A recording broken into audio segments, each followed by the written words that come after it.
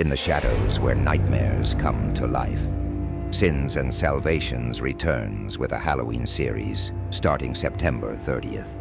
4 terrifying tales released weekly, each pulling you deeper into the abyss, where every sin has its price and salvation is not guaranteed. Prepare yourself for a journey through darkness, a series that will haunt your soul. Sins and Salvations, where your deepest fears meet their judgment.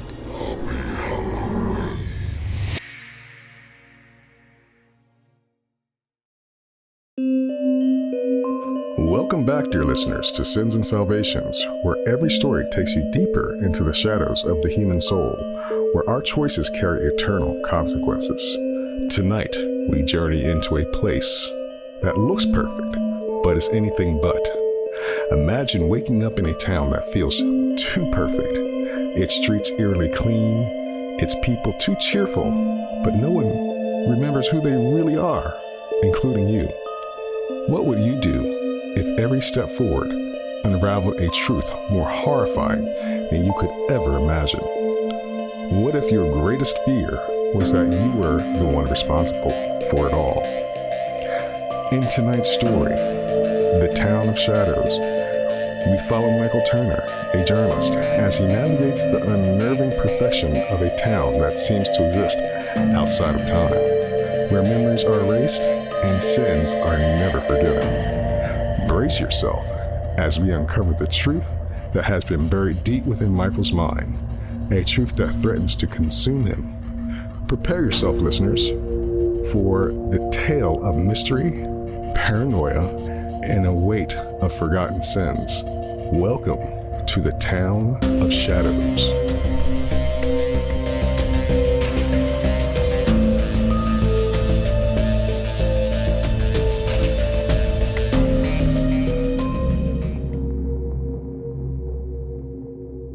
Sins and Salvations.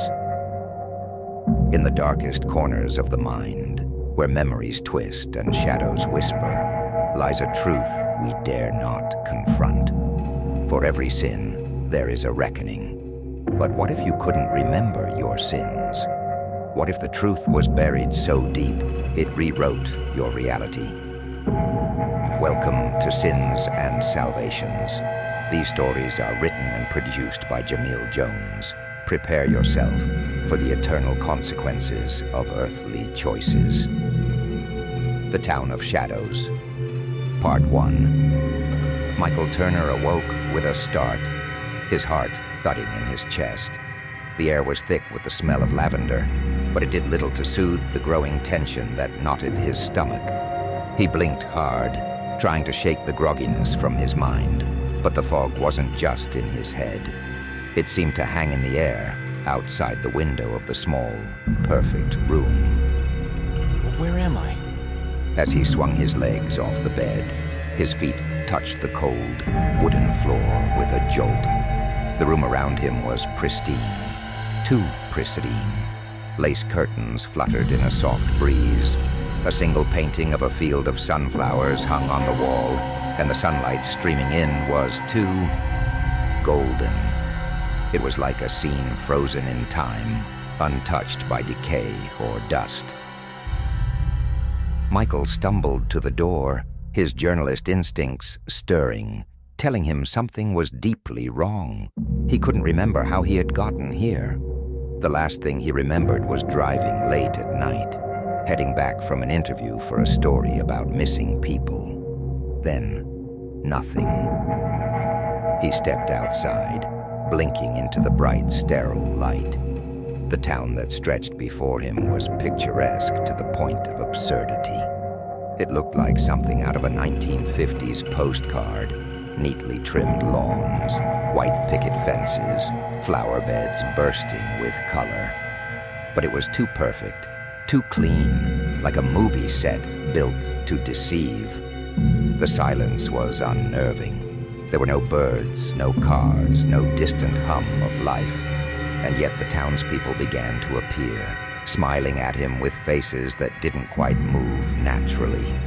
Their eyes seemed to flicker with something he couldn't quite place, something hidden, Michael forced a smile and approached the nearest resident, a middle-aged man polishing a pristine car. Excuse me, sir. Can you tell me where I am? The man turned to him, a grin plastered on his face. You're in town, of course. Best place you could be. Right. But what's the name of the town? The man's eyes briefly glazed over, as if the question had short-circuited something in his brain. Why, it's town. His tone was overly cheery, but there was an unsettling blankness behind it. Michael's gut tightened. How did I get here? The man's smile faltered for a fraction of a second before snapping back into place. You've always been here, Michael. Michael recoiled. His name. How did this man know his name? A wave of nausea washed over him as the town seemed to close in. The houses almost too perfect, the symmetry suffocating. He felt eyes on him from every window, every corner. A creeping sense of dread crawled up his spine as he backed away from the man, who simply resumed polishing the car as if the conversation had never happened. The first night came quickly, too quickly. Michael hadn't eaten, hadn't really spoken to anyone else, but his body was shutting down. The sky bled into an unnatural twilight, and as he lay in the bed of his new prison, the whispers began. At first it was faint, a distant murmur, like the wind carrying voices through a tunnel. But soon the voices grew louder, more distinct, and Michael realized they were calling his name.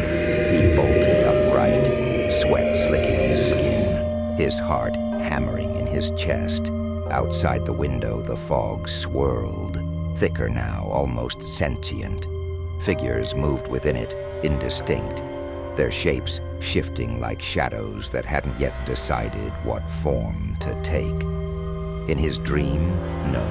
His nightmare, he saw them. Shadowy figures standing at the edge of town, watching him. Their whispers filled the air, cold and accusing. They called to him, tugging at memories he couldn't quite grasp. When he woke, the room was silent.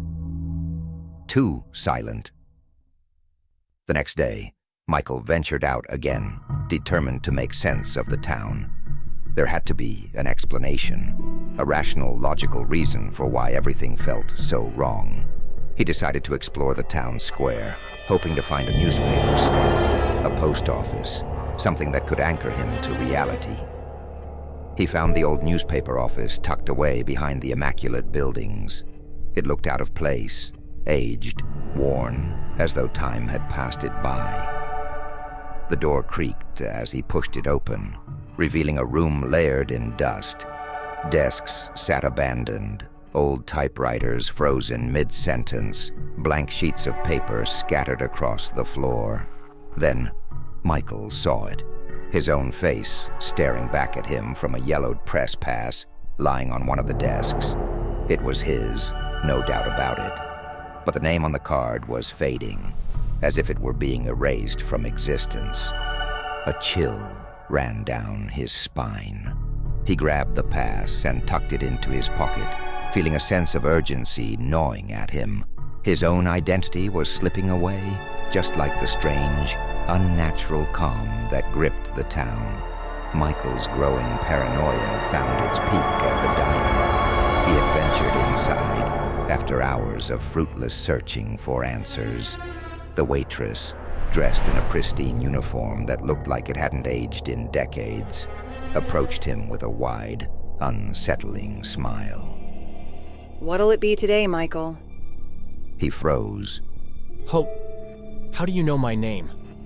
She blinked, the smile twitching for a moment before it returned. Everyone knows you, Michael. We've been waiting for you. His skin crawled. As he looked around the diner, he noticed something far more disturbing. Every single patron sat perfectly still. Their food remained untouched, their eyes wide but vacant. They weren't blinking, weren't moving. They were just staring at him. Panic surged through him.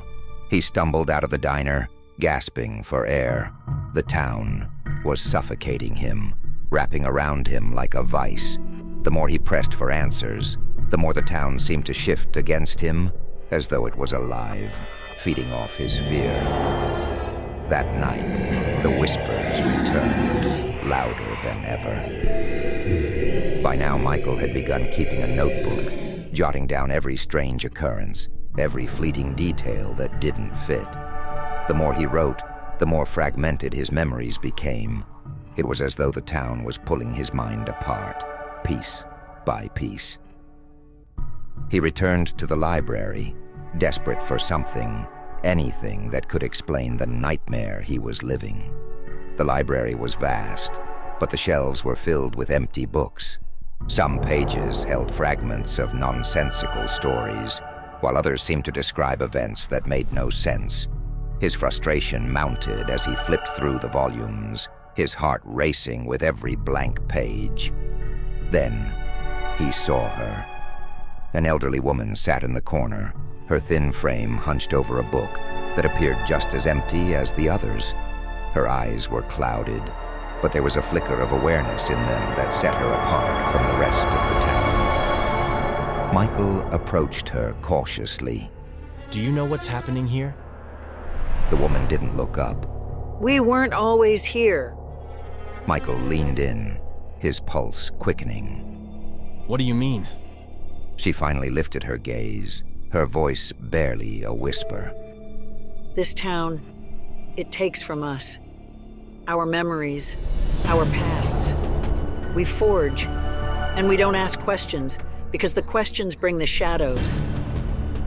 He shuddered. The shadows? She nodded, her voice trembling. The sins we've forgotten. They come for us when we start to remember. The town had no clock, no way to measure time. But it didn't need one. Time here was elastic, stretching and warping, trapping Michael in a perpetual twilight. The shadowy figure reappeared at the edge of town that night, its presence a silent threat. Michael could feel its gaze on him, could sense the dark pull of something he was still too afraid to remember. The figure never moved, never spoke, but it was there, waiting for him to make a mistake. As the whispers grew louder, Michael's grip on reality began to unravel. The town wasn't just a place, it was a prison for souls who had sinned so gravely, so unforgivably, that they were trapped here, their memories stripped away to keep them from understanding the weight of their own guilt. Michael's past was coming for him. The disappearances he had been investigating weren't random. He was part of it. He had covered it up, buried the truth to protect himself, and now the town was forcing him to confront it.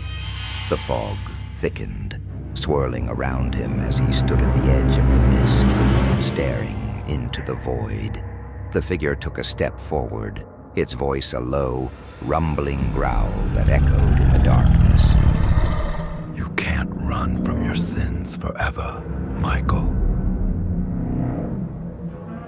Sweat slicked his palms as he gripped his notebook tighter, a pitiful shield against the darkness that now closed in around him. He wanted to turn and run, to escape this twisted town and the nightmares it had thrust upon him. But there was nowhere to go. No road led out, no path led forward. Every step he had taken had only led him deeper into the maze of this god-forsaken place. What do you want from me? Michael shouted into the fog, his voice trembling despite his best effort to stay calm. Who are you? The figure didn't answer. It simply stood there, waiting, watching. But Michael could feel something, an overwhelming force pressing down on him, a dark memory struggling to break free from the recesses of his mind. It clawed at the edges of his consciousness, a truth he wasn't ready to face. He took a step forward, unsure why, as if drawn by some unseen force. His feet moved on their own, inching toward the mist. The figure remained still, its form barely distinguishable, but Michael could now make out the shape of a hand, a dark, featureless hand extending toward him. His pulse quickened, and a thought screamed in his head, "Don't take it, don't go any closer." But his body betrayed him, and he continued forward, unable to resist the pull of the shadow. The air grew colder with every step, his breath now visible in the chilling night. He was so close now, close enough to feel the electric charge in the air, the almost palpable sense of dread swirling between them. The figure remained silent, but as Michael reached for the outstretched hand, the fog seemed to pulse around them, the darkness swirling faster. Just as his fingers brushed the shadows, a deafening crack echoed through the night.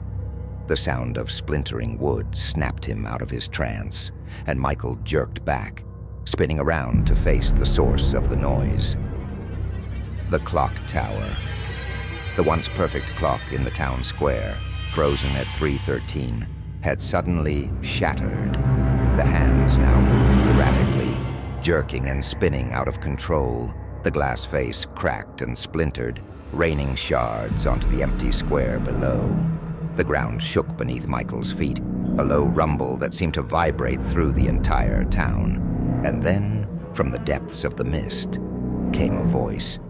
You've already taken the first step, Michael. It's only a matter of time now. The ground continued to tremble as Michael stumbled backward, his eyes wide with panic. The once pristine town square was now a twisted reflection of its former self, cracks forming in the sidewalks, flower beds wilting before his eyes. The quaint houses no longer looked inviting. They loomed over him, their perfect symmetry now a grotesque reminder of how wrong everything was. He had to get out. He had to find a way to escape before whatever was happening reached him. But escape was a cruel joke. The roads still led nowhere, and the horizon was swallowed by mist. Michael's only option was to confront the figure, to face whatever sin he had buried deep within himself and hoped to forget. He turned back toward the fog, but the figure was gone. Only the mist remained, swirling ominously around the edges of the square, thick and heavy like a living thing. Michael's heart pounded in his chest as he clutched his notebook tighter, the only tether he had to reality. Then, without warning, the fog parted. Out of the mist came a woman, familiar yet distant, like a memory half remembered. She was dressed in a long, flowing coat, her hair whipping around her face in the wind that seemed to come from nowhere. Her eyes locked onto Michael's, and for a moment, time seemed to freeze. Michael, she whispered, her voice carried on the wind. you shouldn't have come here. Michael's throat tightened. Who are you? The woman stepped closer, her gaze unflinching. You know who I am. You just don't want to remember. His mind raced, fragments of thoughts swirling together in confusion. He knew her. He was certain of it. But from where? His memory was like a locked door refusing to budge, and the harder he tried to force it open, the more resistance he felt.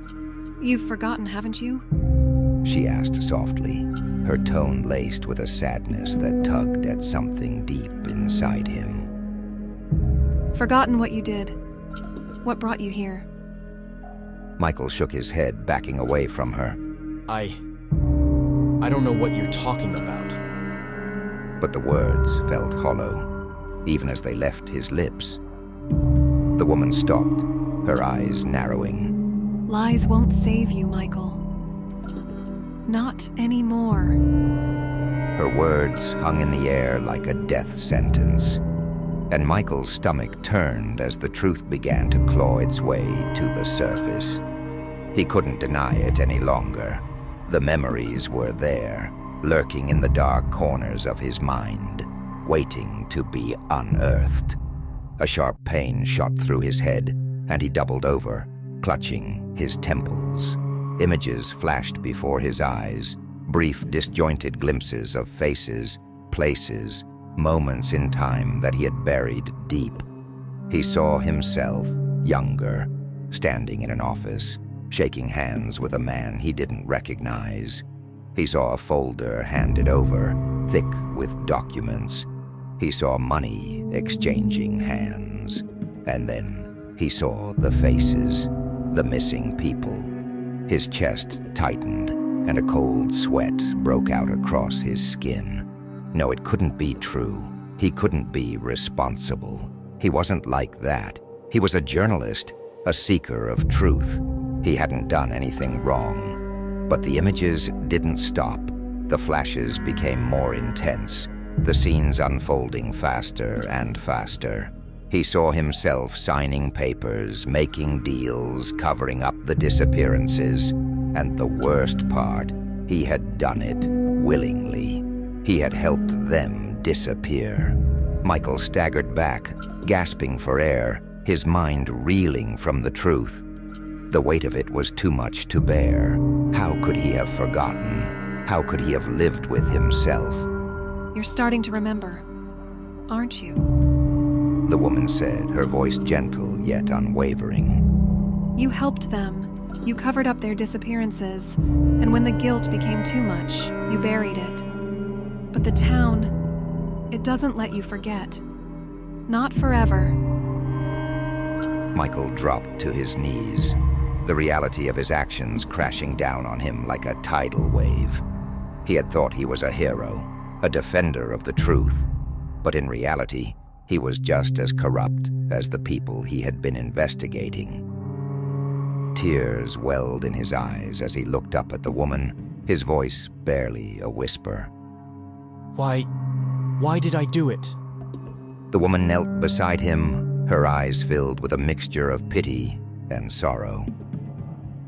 Because you were afraid. Afraid of what would happen if you didn't. Afraid of losing everything. But the truth always catches up with us, Michael. You can't hide from it forever. The pain in his head intensified, and the memories flooded back with brutal clarity. The bribes, the cover-ups, the lies he had told himself to justify his actions. He had thought he could walk away unscathed, but now he realized he had been wrong. The town wasn't just a prison, it was a punishment, a place for those who had sinned so deeply that they couldn't face the consequences of their actions. And Michael had been brought here to face his.